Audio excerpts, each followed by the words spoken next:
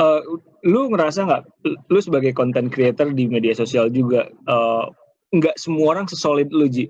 Nggak semua orang mentalnya sebaik lu ketika mendapat sebuah kritikan, lu bisa membalas itu dengan sebuah karya atau sebaliknya. Nah, uh, ada orang-orang yang merasa, kalau saya komen ini nanti mungkin akan membawa pengaruh buruk, itu kan harusnya itu idealnya kan. Tapi sekarang kan orang sembarangan aja komentar di media sosial. Orang jadi sedemikian jahat banget di media sosial tanpa mencantumkan siapa dirinya, anonim dengan akun anonim.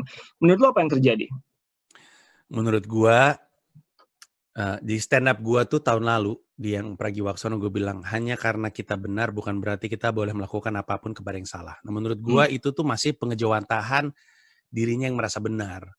Karena dia ngerasa benar, kemudian dia ngomong semaunya, dia membiarkan emosi, mengambil alih logikanya, terus kadang-kadang dia bersembunyi di akun-akun tertentu. Ini di luar orang-orang yang memang sengaja pakai akun pseudonym untuk mengarahkan opini masyarakat. Ini beda lagi ya. Kita lagi ngomongin orang biasa gitu yang ngomong sembarangan tanpa mikirin konsekuensi dari omongannya. Nah itu saking dia ngerasa benar dan sebenarnya dasar dia melakukan tindakan itu dia percaya baik gitu.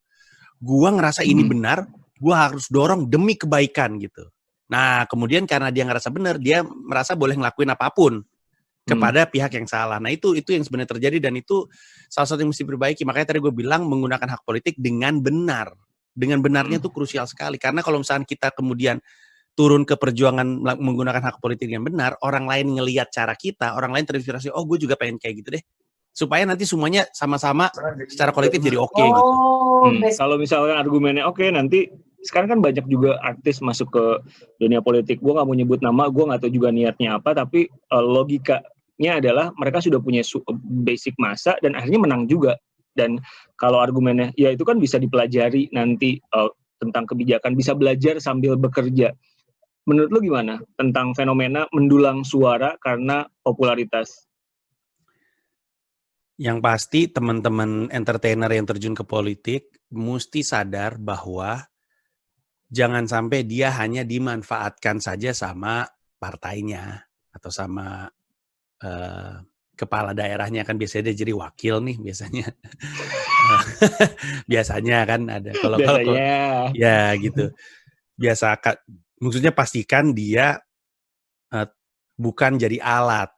Karena ada kok entertainer, kelas kakap, yang ketika menjabat kemudian cuma jadi simbol doang dan dia ngerasa nggak ada istilahnya tuh fulfillment gitu. Kok gue nggak ada dampaknya, gue nggak ada kontribusinya, ngapain gue ada di sini tuh ada juga.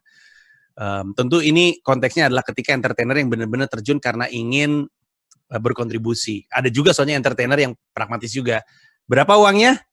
Lumayan juga, yuk mari kita bantu. Saya bisa acting jadi kan wakil kepala daerah. Tercantumnya kepala daerah sih, dalam sejarah tercatat dia adalah seorang kepala daerah, whether or not good or bad gitu.